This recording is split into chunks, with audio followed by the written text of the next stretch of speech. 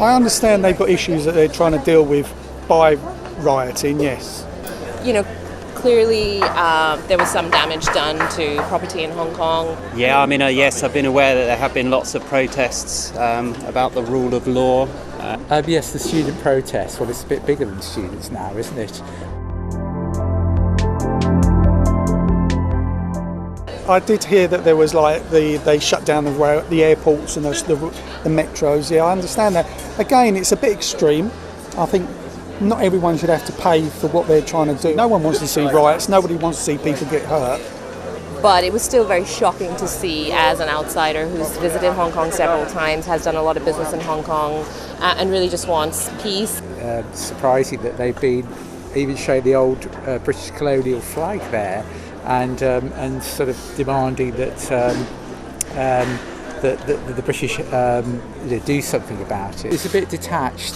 It's gone now. It's not part of of Britain anymore. It's not a colony anymore.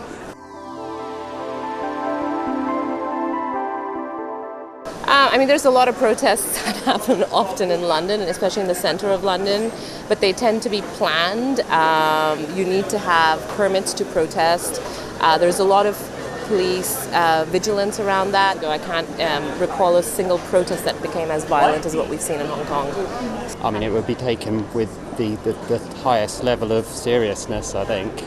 It is really a sign that the rule of law has fallen down. So I would think that the average person on the street would feel that they couldn't trust in the rule of law anymore, and that barbarism was becoming a daily way of life.